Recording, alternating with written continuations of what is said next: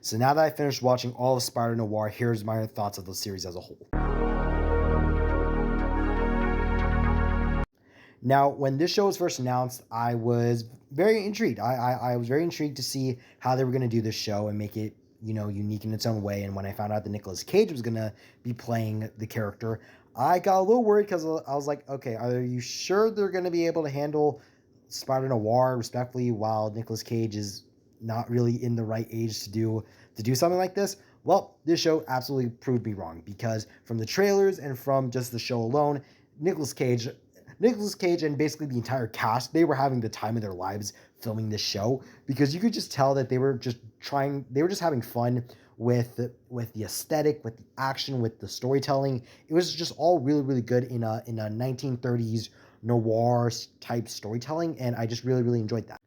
I also really loved how this show made Spider-Noir Ben Riley instead of Peter Parker. That makes it more unique. I know people were kind of confused as to why they were going to do that. For me, I really like that because it seem like Peter Parker is not a universal person. Maybe Peter Parker was what was Ben's name after he came back from the war and after he got spider powers, or before he got spider powers, and Ben Riley was the name he changed it to.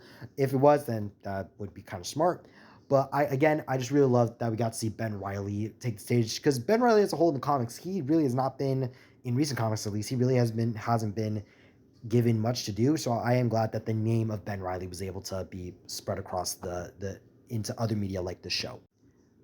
The additional characters of Robbie Robertson, Cat Hardy, Janet Ruiz, I think they were just such good characters to bring into the show as like opposites for Ben. Obviously, with this being like a variant version of Spider-Man, we have the variant version of Felicia Hardy, the Black Cat, which I thought was really interesting, and seeing how they made her not really the Black Cat we know in the comics, but they gave her enough of Black Cat's personality where it's like she's suave, she's a smooth talker, she's able to do things to manipulate the situation. I think that was just done really, really well, and those four in particular, I just really loved the dynamics that all four of them had. Now onto our villains. The villains as a whole, they were really, really good. I loved Brandon Gleeson as Silvermane. I thought that was just such an amazing casting. I didn't know if he was gonna keep his regular accent, or if he was gonna put like a mafia type thing. But I'm so glad that they didn't because it gives Silvermane so much more, I guess, originality, if you want to put it like that.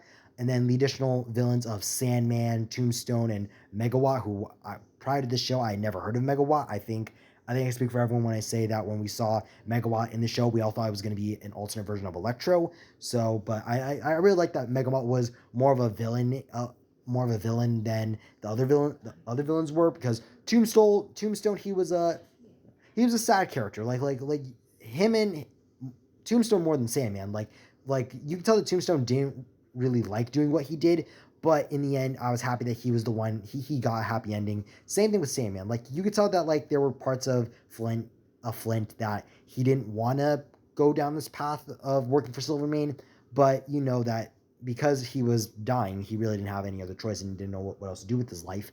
So I do respect what they did with Sandman and kind of kept with his like very conflicted personality as like a superpowered individual. The look and aesthetic of the show was by far one of the best things I've seen this year. I absolutely loved how everything from the way the characters talked, to specifically Nick Cage, but to how all the characters talk, to the environment, it all just screams 1930s, as if like you're actually seeing the 1930s, and that was just such an interesting set to see. The set design, the cinematography was insane this whole show, and just the score also, I just really, really loved everything about the show. I just think was just really, really cool, and this show would definitely surprised me a lot. On the screen right now, you can see my official ranking for Spider Noir. If you are looking for a spin of Spider-Man history, I highly recommend you go see this show if you haven't already. This show is honestly a very nice surprise, and I think it might be one of my favorite shows of the year so far. Let me know down in the comments what you thought of Spider Noir if you already saw it. Thank you guys so much for watching. I'm Josh from Ray's Reviews, and I'll see y'all next time. Bye bye.